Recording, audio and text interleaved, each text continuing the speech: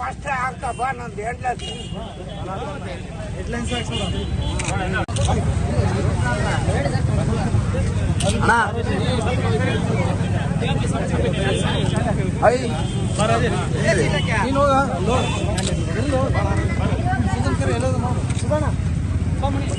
ನನ್ನ photo ತೆಗಪ್ಪ first ಬಂದೆ ಕೇಳವಾಗ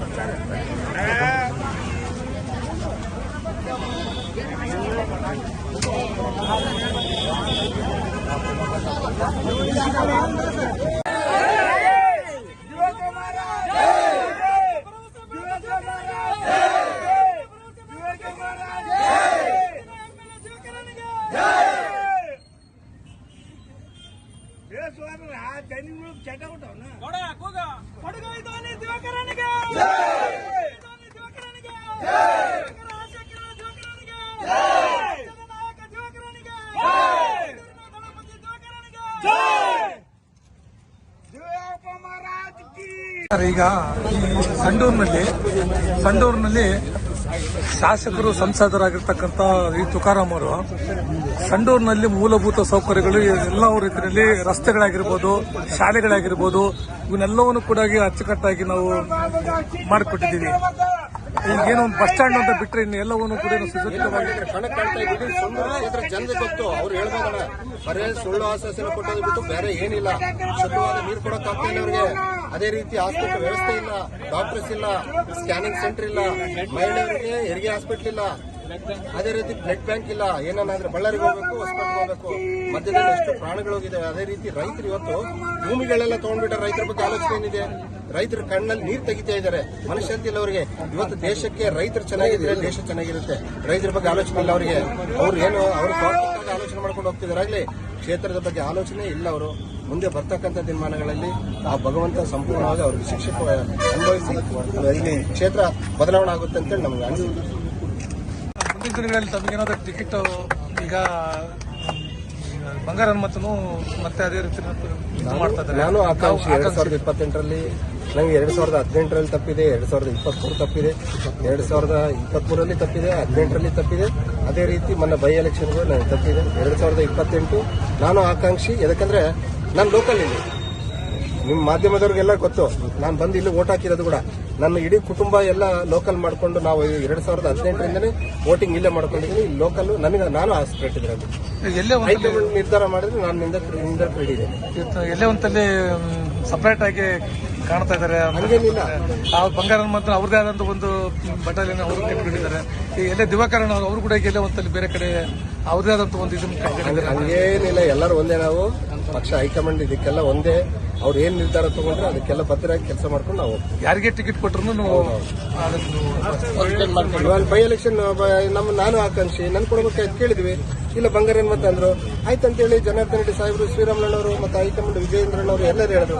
ಇಲ್ಲಪ್ಪ ಪಾರ್ಟಿ ಹೈಕಮಾಂಡ್ ಅಂತಿಮ ತೀರ್ಮಾನ ಎಲ್ಲರೂ ಕಲ್ತು ಮಾಡ್ಬೇಕಂದ್ರೆ ಎಲ್ಲರೂ ಒಟ್ಟಾಗಿ ಕೆಲಸ ಮಾಡ್ಕೊಂಡು ಹೋಗಿದ್ದೀವಿ. ಲಾಸ್ಟ್ ಟೈಮ್ ಬಂಗಾರ ಹನುಮಂತ ಕೊಟ್ಟಿದ್ದಾರೆ. ಈ ಸರ್ ನಮ್ಗೆ ಏನಾದ್ರು ಅವಕಾಶ ಅಂತ ಕೇಳ್ತಾ ಇದ್ವಿ. ನೋಡೋಣ ಏನಾಗುತ್ತೋ.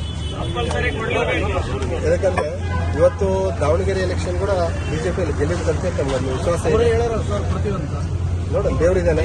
ಯಾಕಂದ್ರೆ ಇಲ್ಲಿರ್ತಕ್ಕಂಥ ಆರಾಧ್ಯ ದೇವರು ಕುಮಾರಸ್ವಾಮಿ ಆಶೀರ್ವಾದ ಸಂಪೂರ್ಣವಾಗಿ ಅವ್ರಿಗೂ ಬೇಡ್ಕೊಂತಿದ್ದೀವಿ. 2028 ನಮ್ಗೆ ಈ ಕ್ಷೇತ್ರದಲ್ಲಿ ಅವಕಾಶ ಕೊಡಬೇಕು. ಇಲ್ಲಿರ್ತಕ್ಕಂಥ ನೂರಾರು ಸಮಸ್ಯೆಗಳ ಬಗೆಹರಿಸಬೇಕು. ನಂದು ಉದ್ದೇಶ ಒಂದೇ.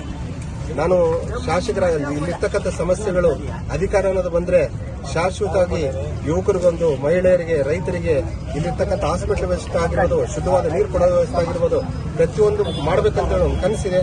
ಆ ಕನಸು ನನಸು ಮಾಡ್ಬೇಕಂದ್ರೆ ಶಾಸಕರ ಸ್ಥಾನ ಇದ್ರೆ ಆಗುತ್ತೆ ಅಂತೇಳಿ ಒಂದು ಭಗವಂತನಲ್ಲಿ ಪ್ರಯತ್ನ. ಸಂಡೂರು ಜನತೆಗೆ ನಮಸ್ಕಾರಗಳನ್ನು ತಿಳಿಸುತ್ತಾ, ಪ್ರತಿ ವರ್ಷ ಬಿಸಿಲು ಕಾಲದಲ್ಲಿ ಮಜ್ಜಿಗೆ ಮೆರವಣಿಗೆ ಕಾರ್ಯಕ್ರಮವನ್ನು ಪ್ರತಿ ವರ್ಷ ನಮ್ಮ ತಂಡದವರು ಮಾಡ್ತಿದ್ದಾರೆ. ಅದೇ ರೀತಿ ಈ ವರ್ಷಗಳು ಮಾಡ್ತಾ ಇದ್ದಾರೆ. ಯಾಕಂದ್ರೆ ಬಳ್ಳಾರಿ ಜಿಲ್ಲೆ ಬಹಳ ಬಿಸಿಲಿದೆ. ಅದು ಸಂಡೂರು ಕ್ಷೇತ್ರದಲ್ಲಿ ಬಹಳ ಇನ್ನೂ ಬಿಸಿಲು ಜಾಸ್ತಿ. ಯಾಕಂದ್ರೆ ಜಿಂದಾಲ್ ಕಾರ್ಖಾನೆ ಪಕ್ಕದಲ್ಲಿ ಇರ್ತಕ್ಕಂಥ ಅದರಿಂದ ಬಹಳ ಬಿಸಿಲಿದೆ. ಅದರಿಂದ ಮಜ್ಜಿಗೆ ಪ್ರತಿದಿನ ಮಧ್ಯಾಹ್ನ 11ರಿಂದ ಬೆಳಗ್ಗೆ 11ರಿಂದ ಮಧ್ಯಾಹ್ನ 2 ಗಂಟೆವರೆಗೆ ಕಂಟಿನ್ಯೂ ಆಗಿ ಮಜ್ಜಿಗೆ. ಎಷ್ಟು ದಿವಸವರೆಗೆ? ಇದು ಒಂದು 3 ತಿಂಗಳವರೆಗೆ ಹಿಂಗೆ ಕಂಟಿನ್ಯೂ ಇದೆ. ಪ್ರತಿ ಹಳ್ಳಿಗಳಲ್ಲಿ ಏನಾದರೂ ಪ್ರತಿ ಹಳ್ಳಿಗಳಲ್ಲಿ ಅಡ್ಡಾಡ್ತಾ ಇದ್ದೀನಿ. ಇಲ್ಲಿ ಇರ್ತಕ್ಕಂಥ ಬಹಳ ಸಮಸ್ಯೆಗಳಿದೆ ತಾಲೂಕಲ್ಲಿ.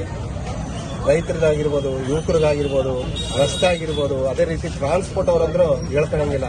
ಬಹಳ ಕಷ್ಟದಲ್ಲಿದ್ದಾರೆ ಎಲ್ಲರೂ.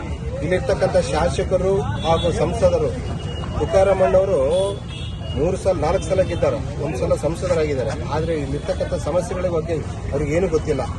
ಇಲ್ಲಿ ಬಹಳ ಸಮಸ್ಯೆಗಳಿದಾವೆ. ಆ ಸಮಸ್ಯೆಗಳ ಬಗೆಹರಿಸಬೇಕಂತೇಳಿ ಪ್ರತಿ ಸಲ ಹೋದ್ರೆ ಕೂಡ ಎಲ್ಲರೂ ನಮ್ಗೆ ಸರ್ಕಾರ ಇಲ್ಲ, ನಾವೇನ್ ಮಾಡ್ಬೇಕಂತ ಹೇಳ್ತಿದ್ದಾರೆ ಶಾಸಕರು. ಇವತ್ತು ಅವ್ರದೇ ಆದ ಸರ್ಕಾರ ಇದೆ, ಆದ್ರೆ ಮಾಡಕ್ಕಿಲ್ಲ. ಮಾಡ್ಬೇಕಂತ ಛಲ ಇರಬೇಕಾಗ್ಲಿ. ಯಾವ್ದೋ ಒಂದು ಗುರಿ ನೆಪ ಹಿಡ್ಕೊಂಡು ಮಾತಾಡೋದು ತಪ್ಪಾಗುತ್ತೆ.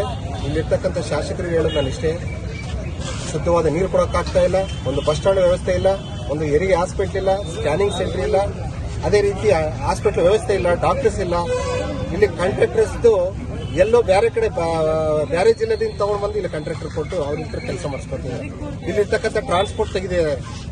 ಪ್ರತಿಯೊಂದು ಹೇಳ್ಬೇಕಂದ್ರೆ 100 ಸಮಸ್ಯೆಗಳಿದಾವೆ. ದಯವಿಟ್ಟು ಇವತ್ತು ಇಲ್ಲಿ ಬದಲಾವಣೆ ಬಯಸಬೇಕು. ಇಲ್ಲಿ ಬಿಜೆಪಿ ಬಾವುಟ ಹಾರಿಸಿದ್ರೆ ಮಾತ್ರ ಈ ಕ್ಷೇತ್ರ ಅಭಿವೃದ್ಧಿ ಆಗ್ತದೆ ಅಂತೇಳಿ ನಂದೊಂದು ಅನಿಸಿಕೆ.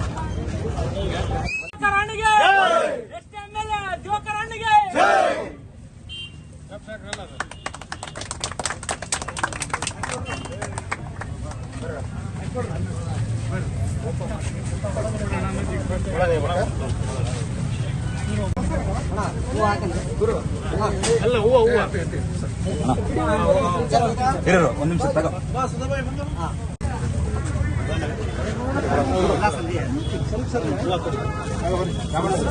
ಅಕಡೆ ಹೋಗೋಣ.